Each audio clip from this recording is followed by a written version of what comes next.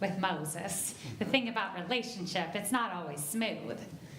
So God gets cranky with Moses, and God says, I am the God of relationship, and I will be with you, and I will not do this work without you. And if you think you're not able to do it, fine. I'll give you something you need. I'll give you a relationship. I'll give you your brother. And later on, we learn that God also gives him his sister. Aaron and Miriam Aaron becomes the mouthpiece of Moses, and Miriam becomes the celebration of Moses as she sings the songs of celebration that are on the hearts of the people. Moses doesn't end up leading alone. Moses leads in relationship because each one of them brings something different to the table. We need to know what the Lutheran Church says about our siblings who are LGBTQIA+. And he said, well,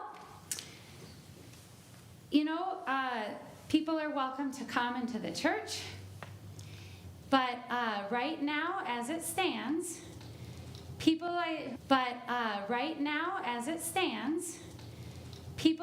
are LGBTQIA+ cannot be ordained as pastors unless they remain celibate and not in relationship.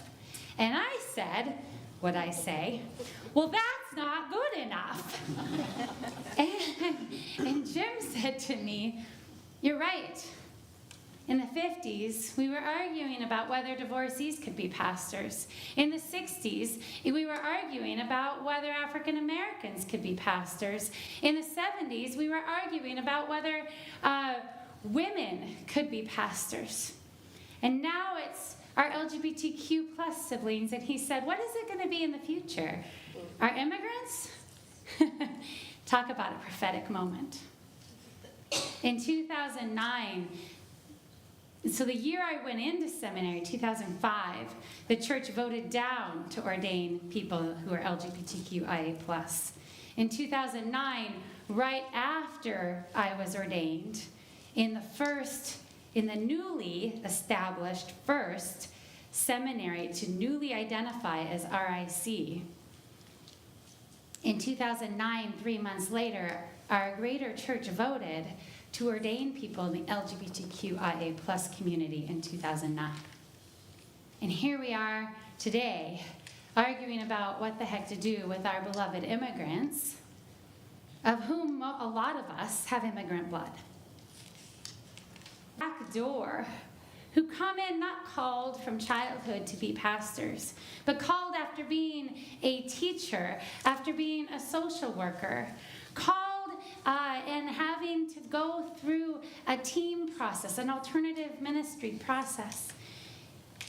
He said, in the whitest denomination in the nation, you are now elected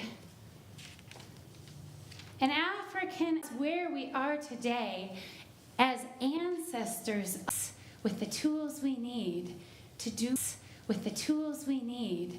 do our part to build a world of unconditional love, meaningful service, compassionate justice, and inclusive community